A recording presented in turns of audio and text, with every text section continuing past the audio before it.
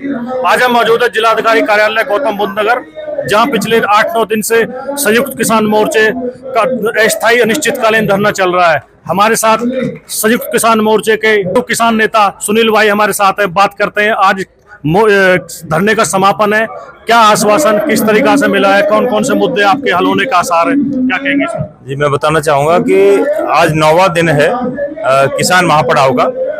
जिला कलेक्ट्रेट पे हम लोग आए थे और विशेष तौर पर जो हमारी मांग थी कि जो राजस्व बोर्ड के अध्यक्ष महोदय और मंडल कमिश्नर जिलाधिकारी महोदय के द्वारा जो एक हाई पावर कमेटी बनाई गई थी शासन के निर्देश पर, उसने जो रिपोर्ट बना करके शासन को भेजी है।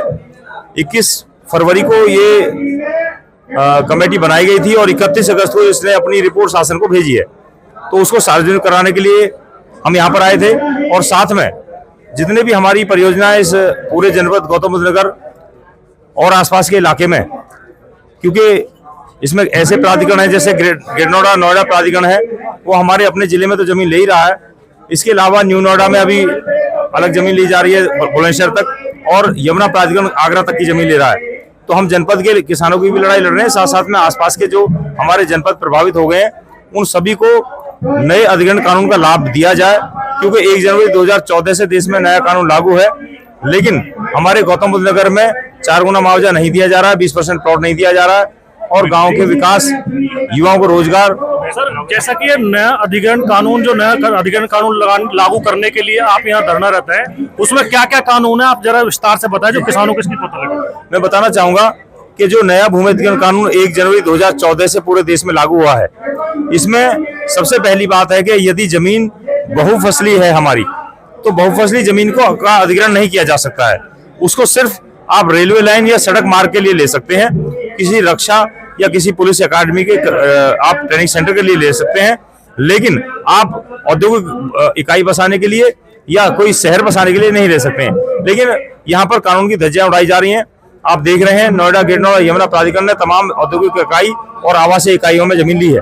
तो एक तो हमारा कहना यह है कि बहुफसली जमीन को आगे ज्यादा ना लिया जाए, जहां आवश्यकता है वहां रेलवे लीनियर प्रोजेक्ट्स के या जो NHI के मामले हैं उसी में लिया जाए। तो दूसरी बात यह है कि अगर जमीन ली जाती है तो उसमें सामाजिक प्रभाव का आकलन करना आवश्यक है, क्योंकि मैं शुरू से बताऊंगा, जो हमारे इस नया एक्ट है, नया अधिग्रहण कानून 2013 का एक्ट है, जो इसकी जो पहली धारा है, पहली धारा में इसमें इसकी जो परिभाषा दी गई है, और जो दूसरी धारा है उसके अंतर्गत किस प्रोजेक्ट के लिए जमीन कैसे जाएगी, औद्योगिकरण का अगर क्षेत्र है उसके लिए जमीन ली जानी है या रेलवे के लिए जमीन ली जानी है, तो उसमें आपको सामाजिक प्रभाव का भी लाभ मिलेगा, R&R का लाभ मिलेगा, मुआवजे का मिलेगा।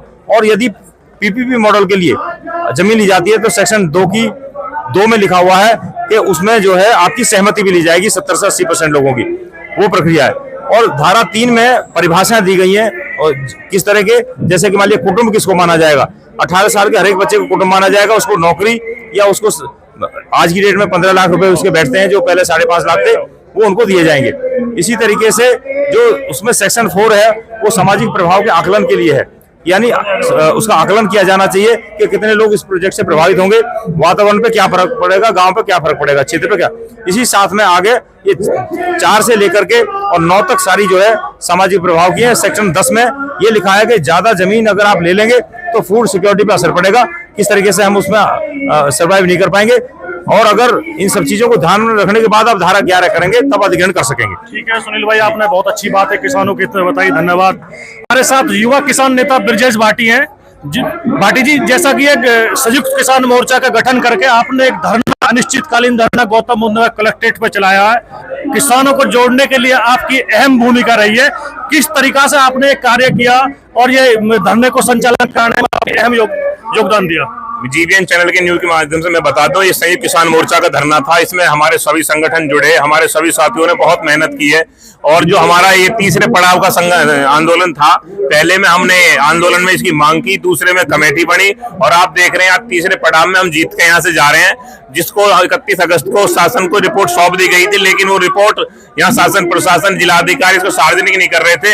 यहाँ हजारों की संख्याओं में किसानों संगठनों ने पड़ाव करा और सभी संगठनों ने आज एक साथ मिलकर, जो भी इतने संगठन संयुक्त किसान मोर्चा पे थे, सब लोगों ने पूरी ताकत के साथ यहाँ दिन रात अपना पड़ाव डाल दिया। जी, जैसा कि आप किसान संघर्ष समिति एचर के प्रवक्ता हैं, एचर के मामले में एचर गांव के लिए क्या हुआ इसमें? आज ये बहुत खुशी की बात है। लगातार जो 35 साल से हमारा संघर्ष चल रहा था, आदरणीय सुनील भाई जी, हमारे रुपेश वर्मा जी, डॉक्टर रुपेश वर्मा जी, खलीफा जी, हमारे जितेंद्र भाई, हमारे सारे लोग, हमारे आजाद समाज पार्टी के लोग हैं, सारे लोगों ने मिलकर आज मैं आपके चैनल के माध्यम से बता दूं कि एचर के लिए जिलाधिकारी की अध्यक्षता में एक कमेटी बनाई गई है, जिसमें, क्योंकि ये लोग कहते हैं कि हमारी जमीन यूपीएसआईडीसी ने ली थी, उसमें यूपीएसआईडी के सीईओ को भी रखा गया है और ग्रेटर नोएडा प्राधिकरण के सीईओ को भी रखा गया है, एडीएमएलए को रखा गया है, एडीएम को रखा गया है, एसडीएम को रखा गया है। एक कमेटी जो निश्चित कर दी गई है, वो कमेटी जो है हमारे 10% को लेकर, हमारे बढ़े हुए मुआवजे को लेकर, और एक अगली मांग हमने आज जोड़ दी है इसमें, क्योंकि जो हमारा 64.7 है वो भी हमारा अधिकार है।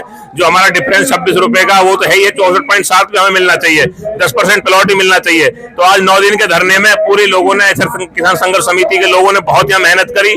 हमारी महिलाएं दिन रात यहाँ रही, हमारे लोग सुबह आते थे और शाम को जाते थे, हमारे सैकड़ों लोग यहाँ रहे हैं। तो उसकी बदौलत आज एक नई कमेटी का गठन हुआ है और हम अभी रिपोर्ट हमारी मिल गई है, जो हमारी हाई पावर कमेटी थी, उसका हम अभी जो है अध्ययन करेंगे, अध्ययन में देखेंगे कि क्या चीजें उसमें आई है।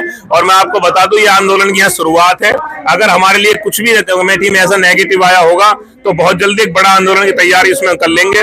उसमें आपको हम बता देंगे कि हमारा आंदोलन कहाँ पर चलने वाला है। एचर की जो कमेटी बनी है उसमें डीएम साहब हैं, सीओ साहब हैं, यूपीएसआईडीसी के कोई सीनियर गांव के कुछ लोगों का प्रतिनिधित्व भी उस कमेटी में या वार्ता में रहेगा या नहीं रहेगा? उसमें जो है हमारा एक प्रतिनिधिमंडल बुलाया जाएगा जब भी मीटिंग होगी। आज से 1 महीने का समय दिया है, उससे पहले भी डीएम साहब ने बताया। प्रतिनिधिमंडल में कौन डिसाइड करेगा? गांव के लोग, ये लोग वहां जाएंगे? गांव के लोग, जो हमारी कमेटी है उसमें से हम लोग लेंगे गांव के, और उसमें हमारे नेता भी रहेंगे एसकेएम के। उसमें ऐसा नहीं है खाली हम समिति के लोग रहेंगे, उसमें किसान सभा के भी रहेंगे, किसान परिषद के भी रहेंगे, हमारे जय जवान जय किसान से भी रहेंगे, हमारे जितने भी लीडर हैं वो भी रहेंगे।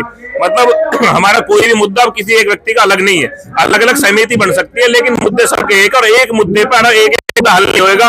संयुक्त किसान मोर्चा का नेता, हर नेता इस बात पर पूरा परिपक्व है और ये कह दिया है कि जब तक एक एक मुद्दे हल नहीं होंगे अभी आंदोलन यहाँ रुकने वाला नहीं है। और मैं आपको बता दूं, हम बहुत तेजी के साथ बढ़ रहे हैं। हमारे आर्य जी खड़े हैं, लगातार हमें पूरा आशीर्वाद इनसे मिलता है। हमारी पूरी टीम एक ऐसी टीम बन गई है कि एक दूसरे के सहयोग को बहुत ही गंभीरता से लेती है। और हमारा टारगेट है, डॉक्टर रुपेश वर्मा का टारगेट है, खलीफा जी का, सुनील फौजी का, कि 31 दिसंबर तक हम इस जिले के एक एक मुद्दे को हल करा के रहेंगे।